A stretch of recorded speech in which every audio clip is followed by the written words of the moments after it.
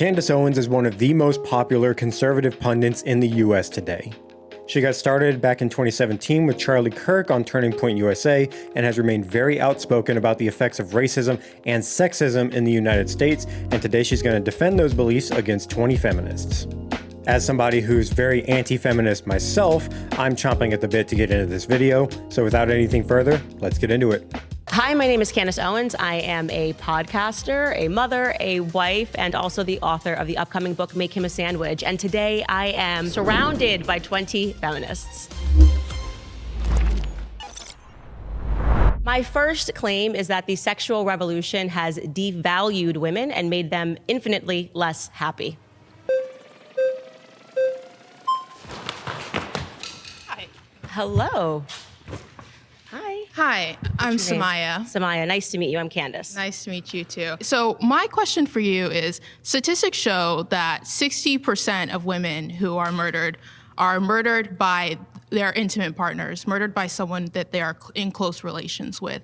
That's according to the UN from 2023. Yeah. So how is it that, women are so valued, quote unquote, in the home, and yet that's the place where they're at the most danger? So there's two problems with this line of logic. Number one is that the murder rate of women is about the same today as it was in 1950 to 1960. There was a rise in murders across the board between 1970 and 2000 for a variety of different reasons. I wouldn't put this on the sexual revolution. There was a lot of different things going on at the time. But it doesn't seem to follow that the sexual revolution has led to less murders on women. Again, it's about the same as it was. Something else that hasn't significantly changed is the number of women that are being murdered by their intimate partner or their spouse, boyfriend, etc. That range has drifted anywhere between 35 and 45% since the stat has been tracked.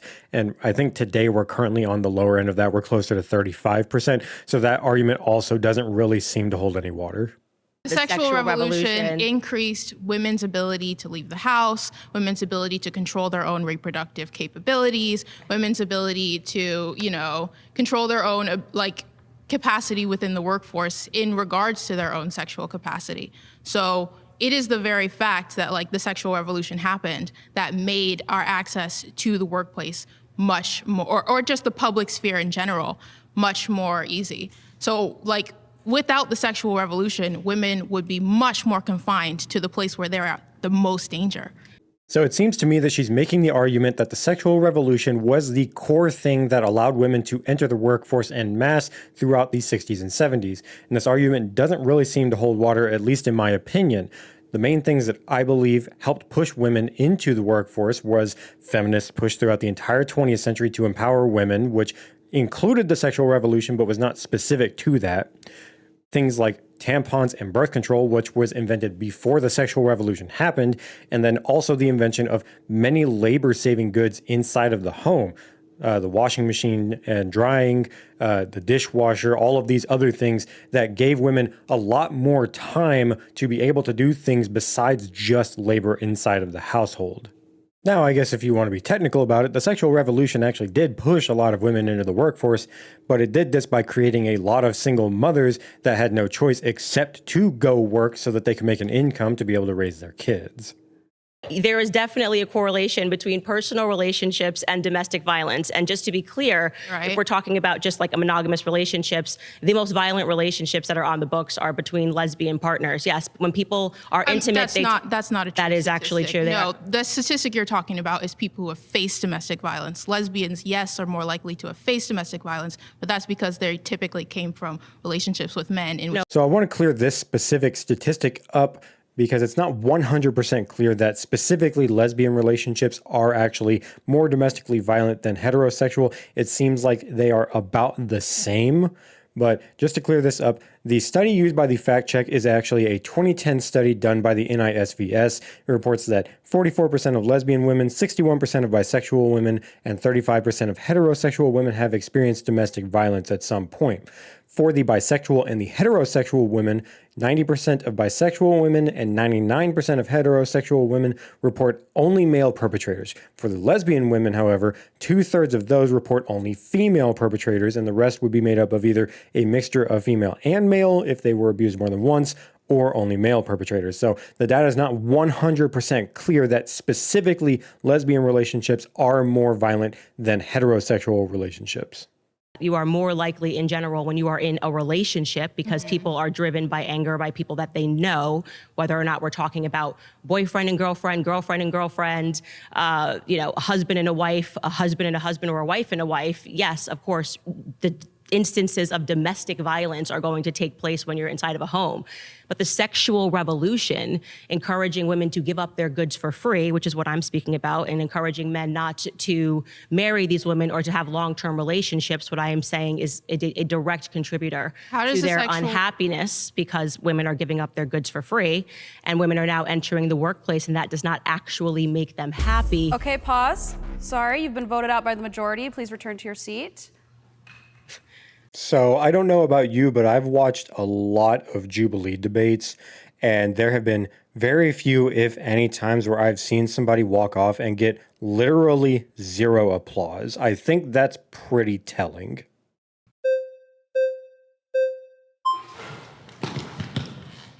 Hello. Hi there. How are you? I'm Candace. Nice to meet you. Julian, my pronouns are they, them. Random thought, but then panning to Candace Owens as soon as they announced their pronouns as they, them was pretty diabolical. It's very interesting to think of it when we just think about the gender binary. It's, how do we place value on human beings in general? And so when we think about, placing value, that comes from a place of power, right? I mean, if you think in everything in terms of power, sure, but if you follow, say, Christian beliefs, then you believe all humans have the same inherent value. So I'm not really sure what Julian's getting at here. So I think let's select like the Victorian era. You have this dominant group of people coming from white supremacy, deciding who gets to have a proper status in the world. And so that is already like taking human beings and devaluing them. And so what the sexual revolution did was to help people seek out empowerment, which increased value, no matter the gender. Again, this seems really dependent upon your view of sex as power. If you don't think that sex has value or power, then it doesn't really seem to follow that expanding people's sexual horizons would give them more value or more power. I guess I could just wrap it up by saying, like, if we all have access to like sex education through the incredible work of feminists through the sexual revolution, we are able to gain access to information and gain skills to create an equitable society, egalitarian within our relationships, whether it be platonic or romantic. I'm so grateful for those feminists who have fought for us so we can gain those spaces and create a healthier society. Okay. And I can actually tend to agree with most of this take. I think that was one of the major positive aspects of the sexual revolution was sex education, especially in the public sphere. When it comes to protection, drastically decreasing STIs, that's a very major positive thing. When it came to broadening people's views of how a relationship should look like, which reduced the amounts of domestic violence and sexual assault within a relationship, that was also a very major positive thing. Are you a believer in the government doing everything that it can to make people happy? So when it comes, as someone that teaches in the public sector, I understand the concern when it comes to like, what is a teacher, what kind of information they're providing to the students. I do believe that we, as a teacher, I should be able to give that sort of information. Again, I teach college students. One of my claims is I believe that we should mandate sex education amongst college students. So yes, I do want the state, I would like the government to give us those resources so we can implement that curriculum. Okay. Now, I'm not particularly against this. I guess I don't think college students really need a sex education course. I think you could get rid of a lot of the problems sexually in colleges by simply getting rid of alcohol on the campuses, but that's an entirely different discussion. I don't think that she actually really answered Candace's question here, though. I think she just kind of tap danced around it. You consider yourself a feminist, I'm assuming? Queer feminist. There's variations, right? What is a queer feminist as opposed to a feminist, just so I understand? Well, so I heavily believe in queer theory. So, the gender binary that we understand, it comes from colonization. So someone who is mixed race, family from Mexico, we have the Moches in Mexico, which is an indigenous tribe. They believed in gender fluidity. And then you have European colonizers coming who dismantle that. And now everything that we understand when it comes to gender is a Western lens. So from a queer... So you don't even think women exist, I'm guessing. I think everyone should be empowered to figure out their identity and explore the language that best describes themselves. So freedom, America, right? America, freedom. And I want to believe in that when it comes to identity. Right. Everyone should have the freedom to decide how they want to identify, as long as they're not causing harm. But that's where we get into the debate, what is harm? And the major problem I have with this line of logic of gender fluidity and being able to identify as anything you want to identify as is, at some point, words need to have meaning. A woman needs to be clearly delineated from a man, and a man needs to be clearly delineated from a woman, and we cannot conflate these terms. And what this theory has inflicted upon the populace as a whole is that a woman is a woman and a man is a man, but the definition of woman is just a woman is a woman and doesn't actually have a clear definition.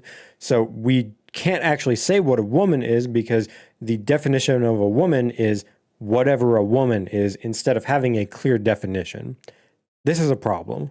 So just, again, to be clear, to go back to this claim, we are debating female happiness. Mm-hmm. You are saying you do not identify as a female. I identify with all gender expressions, so from masculinity to femininity. So if you were paying attention, you saw the trap that Candace just laid and that Julian just fell right into. Candace specifically said this is a female-oriented problem, and Julian immediately said, I identify with all gender expressions. Female is very clearly delineated. Gender expression is not. You don't identify as a female. You either are one or you aren't. So I'm just saying, are you just saying that as a part of queer theory, you're debating whether or not women are happier after the sexual revolution? I'm just trying to understand, because it seems like you're debating queer theory as opposed to female. I believe all genders benefit from the sexual revolution. You've been voted out by the majority. Please return to your seat. And it's a fine thing to say that the sexual revolution made everybody happier, but we didn't really get to talk about how much happier it made them versus how much harm it actually did to them. But I'm sure we'll get to that with some of the next people.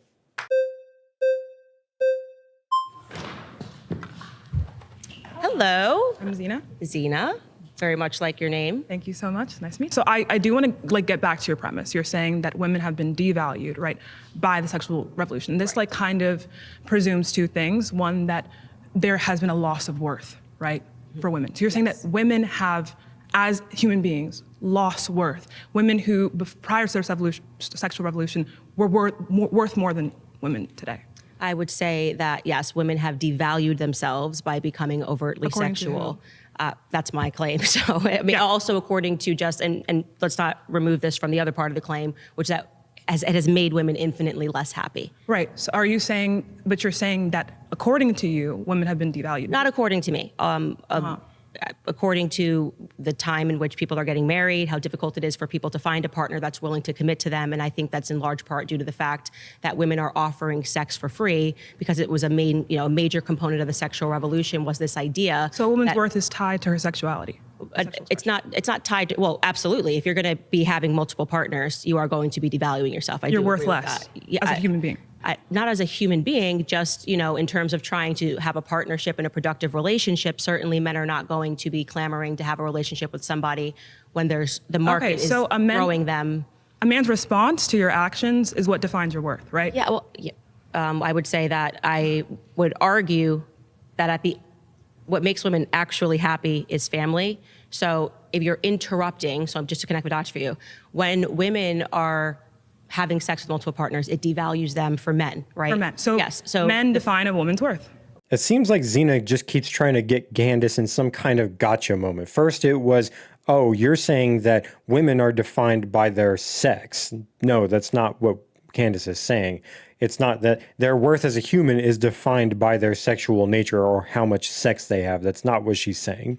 Now it's, oh, a man defines what a woman is worth. And yes, actually, to some degree, because if your goal is trying to find a man to have a partnership and a family with, and you are devaluing yourself to men, then yes, you objectively are just worth less to men.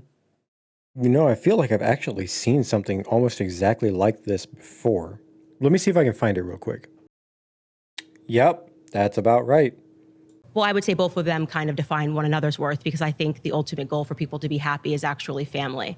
Okay, so you're saying Not work. in all cases, a woman is going to be more fulfilled in regards to family. That's exactly what I'm saying. And this is going to work in all cases. So you're saying there's no individual case in which a woman can feel, you know, fulfilled without being tied to other people in the case of family. So this is not a formal logical fallacy, but I'm hoping to be able to coin the term here as calling this an argument from exception.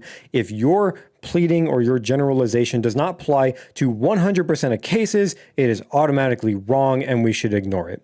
This is very obviously just a logical fallacy, and I'm very annoyed that this is gaining traction as if it's some smart thing to say.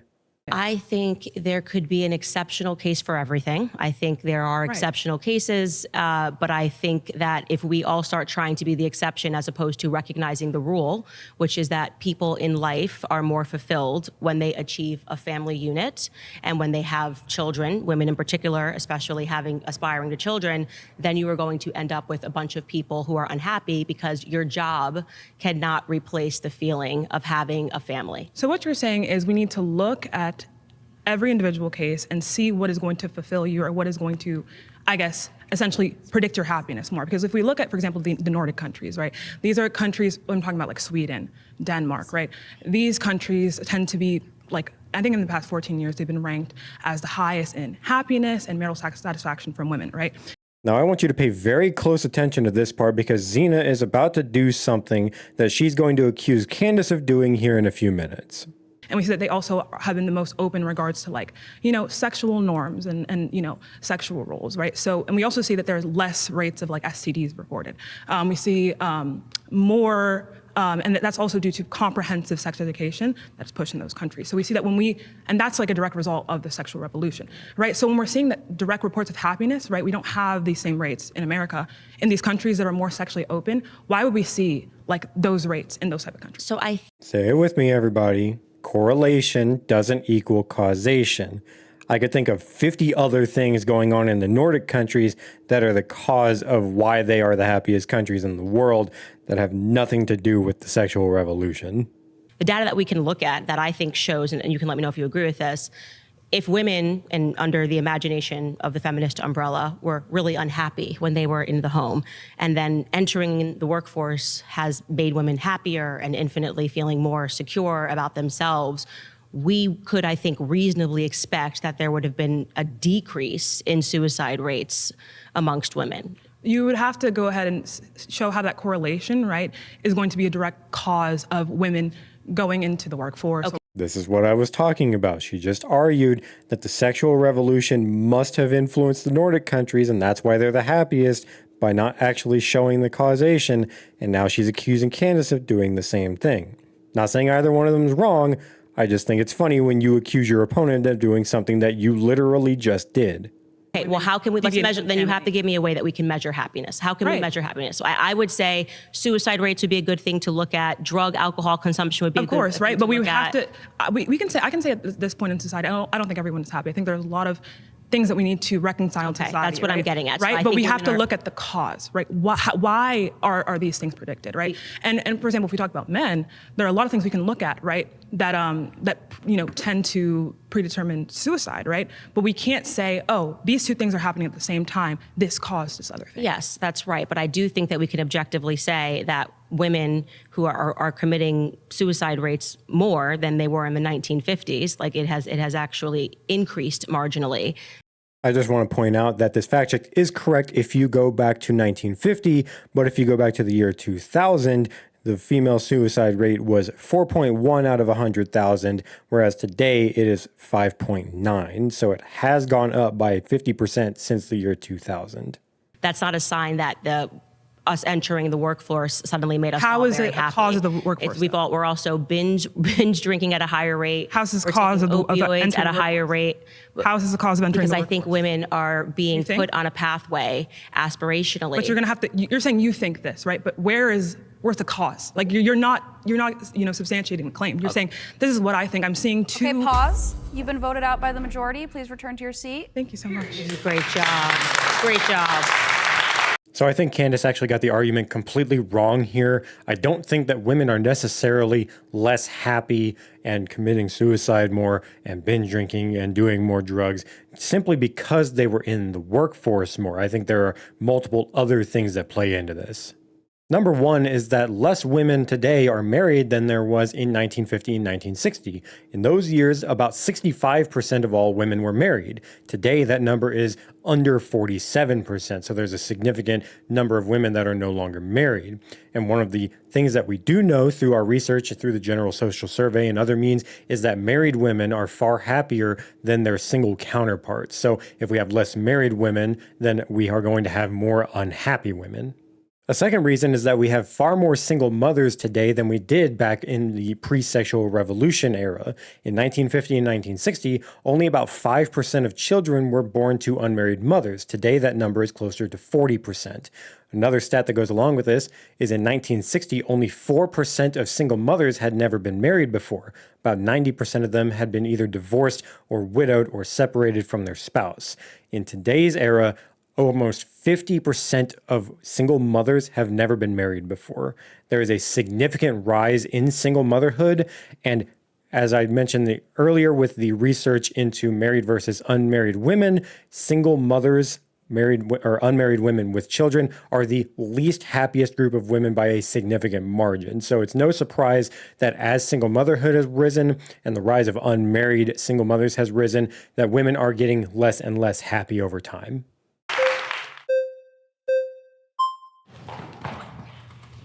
Hello, how are you? Hi, I'm Nikki. Nice to meet you. So when we're talking about the value of women on a societal scale and how we view each other, right? When you're devaluing us, you're objectifying us. I think she has the logic backwards here. If you are objectifying somebody, then you are devaluing them because you're making all of their value about one thing. But if you are devaluing somebody, you are not inherently objectifying them. And follow me, I promise. But rape rates have gone down by about half in the last 20 years, right? So if you're saying we're less valuable now, why wouldn't we be suffering at a higher rate? So is the argument that you're making, just so I understand, that because women are giving up sex for free, they're not being raped? Every study shows rape is not correlated with just sexual gratification. It is a power structure. Okay. So it is about objectifying and abusing women when you rape them, not about whether or not you want sex. What I am saying is that women are less objectified, so therefore we are being raped less. So I'm not trying to suggest that I think that the over-commodification of women's bodies is positive. But what I am saying is that when you're going to the 1950s, that we shouldn't put this glazed look of, oh, it was so happy, we had single income households and we got to stay home. We also had a pill popping problem. We also were viewed as maids. Like, we were seen as a house appliance far more than we were as people. This is a very cliched feminist talking point, especially when we're referring to the mid-1900s, that women were seen as nothing more than maids or possibly sex objects for their husbands. This was not the case. There were things that women were by and large by society not allowed to do, not by the law, and we will get into that later in the video. But no, women were seen as homemakers and the raisers of children, and these were high value positions to be in because there's nothing more important to a society than raising children in a positive way. But I think that rape is a signifier of a contradiction to your statement. Okay. Does that make sense? It doesn't make sense, but I do want to rebut it on a couple of points. So first, I just want to say, suggesting that objectification has gone downward since the 1950s is wild. That's just a firm no. That is not the truth, and you know that's not true. Wait, so do you feel like hold on, let me answer your like, second thing. Okay. Second thing, you then brought up, okay, women were at home, but they were pill popping. Well, you then have to acknowledge we're actually popping more pills now, right? So we have actually increased our amount of pill popping. Women are having overdoses on opioids. And on top of that, since I think 1999, by rate, we are increasing our opioid use compared to men. So women are not popping pills less because we're going into the workforce. That's actually not true at all either. We're also, like I said to you, consuming alcohol more and binge drinking more than we did in the 1950s, which is why I was trying to get her to say, we need to to look at actually give me any reasonable metric of how we can define happiness, because it's hard, right? Are you happy, yes or no? Sure, but wait, hold on. We're actually avoiding what my original point was about rape being the signifier. Okay, pause. You've been voted out by the majority. Please return to your seat. Thank you. Nice to meet you. So I think the main problem here is I think she's got the premise of her argument wrong. I don't think that sexual assault rates going down over time means that women also haven't been devaluing themselves over time. I think that's the wrong argument to make. I think you can make the argument with plenty of evidence that the sexual revolution was good for reducing rape rates, or at least increasing the amount of reporting of it, and by therefore slowly reducing it over time. Reinforcement on consent, no means no, and all of that. Greater awareness for people so that they are more likely to protect themselves to prevent it from occurring in the first place. Changing in the law and the social stigma around it so people are more likely to report it, and all of this that has led to the decrease in sexual assault rates over time. I think you can make that argument perfectly clear, and I don't think that even Candace would be opposed to that. But I think saying that sexual assault rates have gone down, therefore women are not being objectified as much as they used to be, and that women have been devaluing themselves, I don't think you can actually make that argument.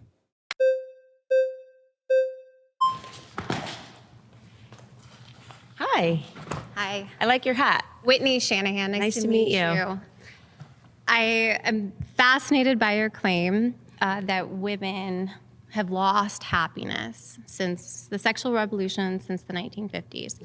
Do you think that there is any tie to happiness and freedom and happiness and choice? Because since 1950s, since the sexual revolution, women have gotten exponentially more freedom and more choice. And for me, as a mother and as a woman, having the freedom to choose what I do, to make my own destiny, makes me infinitely more happy than, say, back before the sexual revolution when I couldn't get a bank account, couldn't get a home loan, couldn't work outside the home, couldn't travel around without a man, couldn't control my own reproduction. So I feel that happiness, personally, my belief, is tied to our ability to have freedom. And I think that in the United States, protecting freedom and our individual freedoms is what's going to lead us to happiness. There was a lot baked into what she just said, so we'll just kind of try and go through it one step at a time. Number one is the idea that choice and freedom will make you happy.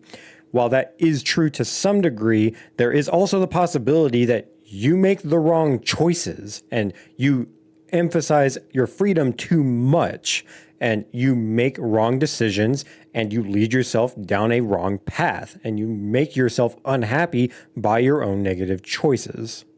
Next, we'll address the little tirade she went on of all the things that women were not allowed to do. Number one would be opening a bank account and applying for a home loan or getting any kind of credit. Yes, for married women, this was very difficult to do. And yes, you had to get your husband's signature because most of the time your husband was the only one making an income. So if you wanted to get a bank account or get any line of credit, yes, you had to get your husband's signature to do so. If you were single, most of the time you were allowed to do this. This has been a thing since the 1860s that women were allowed to have their own bank account and have property under their name. If you were single, most of the time this was not an issue. The main problem that banks had at the time was if a woman got pregnant, then she would start to become a homemaker and not a worker. So her income would no longer be coming in. She would be relying on somebody else's income, like her father's if she went and lived back with her parents, or with her husband if she ended up being married. And I think that's a legitimate thing to worry about. I don't think that that's something that we should be discriminating against, but that is a legitimate thing to worry about in my opinion. But that didn't stop single women from being able to get bank accounts or home loans. And even married women were able to do it with their husband's approval because, again, most of the time their husbands were the only one making an income. And in other cases, this actually worked against the banks because when married women were working, most of the time, the woman's income was not factored into the equation. So this actually hurt both the men and the women at the time. The next thing she said is that she wasn't allowed to work outside the home. Again, this is just completely untrue. 30% of all women were in the workforce by 1950, and by 1970, this was up to almost 50%. Married women, 20% of married women were in the workforce in 1950. Most women were more than welcome to work outside of the home It's just that they didn't, because why would they when their husbands were able to take care of everything off of just their income? It just doesn't make any logical sense when they could sit at home, make a home for their family and their children, and raise their children. And I've got no idea where she gets this idea that women weren't allowed to travel around without a man. Modern 1950s United States was not modern day Iraq. What the fuck are we even talking about? Now, the only one she does have a point on is the reproductive rights. In 1910, abortion was pretty much outlawed in every single state in the country. I do want to point out just one thing, though, which is if you go to the Planned Parenthood website and look up the timeline of abortion laws, when you get to 1910, they blamed the abortion laws on white supremacy and the fact that white men in power were threatened because of increased immigration, and that they put the abortion laws in place in order to get upper-class white women to have more children. Did you go to college? Absolutely. Okay, great. Did you? Yes, I did. So you have a degree. Absolutely. Now, when you went to college, did you go to college because it was simply something that you wanted to do, or did you think that I have to go to college because in order to get a job, I have to have a college degree? I went to college for art because I was fascinated with art. Okay. It's just answering my question. Did you go to college? Was that the only reason you went to college, or did you think that I might want to do something in art, so I have to go to college, like for my career? I went to school because I wanted to expand my horizons. Mm-hmm. I mean, I think that's why most people go to university. No, Why did you go? That's actually not true. I went, and I think a lot of people go because there's a pressure that if you don't go to college, you're going to be a failure. It's a choice. Everything's a choice. So in the modern age, going to college is a choice, but in 1950, being a stay-at-home housewife was not a choice. You had to do that, even though only 66% of women were married, so 34% of women obviously were not doing the thing that they had to do.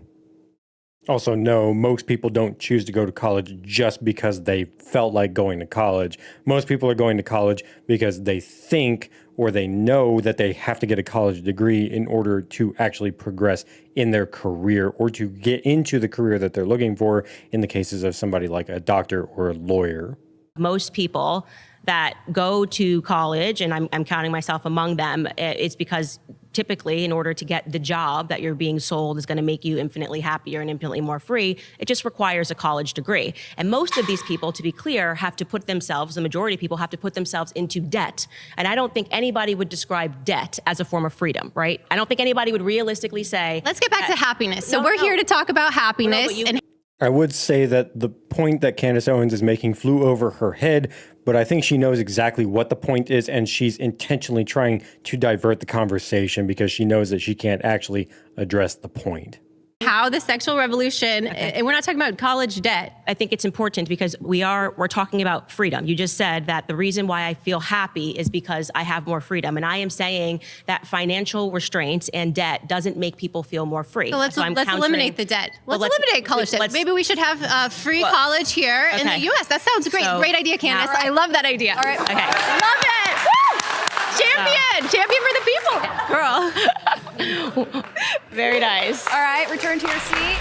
Now, she might have just been making a joke because she knew time was running out and she knew Candace wasn't going to be able to respond, but it also wouldn't surprise me if that's actually how she felt about it, because she seems like the type of person that believes in things like free healthcare, free education, and things like that. And honestly, I was a bit disappointed with Candace throughout this particular claim. I don't think she necessarily lost in the Feminists won. I think this was pretty much a stalemate. And the main reason is because Candace focused a lot, and this was partially because this was the way the discussion went based on the Feminists bringing up their points. We focused a lot on women entering the workforce rather than the actual sexual revolution. There was some talk about things like sex education, which is obviously a very positive thing, but there were a lot of negative things that came out of the sexual revolution that just weren't really talked about. The single motherhood rate that I brought up earlier is a massive talking point for the negative repercussions of the sexual revolution, and it was just completely ignored. To go along with this, we have more single and never married women than we ever have before. In 1960, right before the sexual revolution started, only 17% of women were single and had not been married before. Today, that number is 35% and has been increasing since the 1960s. I do think that Candace made some very good points. I just think that she could have made better points that I don't think that these feminists would have actually been able to refute. But I'm just some white guy. What do I know? Hey guys, thanks for watching the video. If you liked the video, make sure to give me a like and subscribe to the channel if you want to see more content like this. If you didn't like the video, make sure to give me a thumbs down and let me know what I got wrong in the comments. Thanks again for watching the video. Hope to see you in the next one.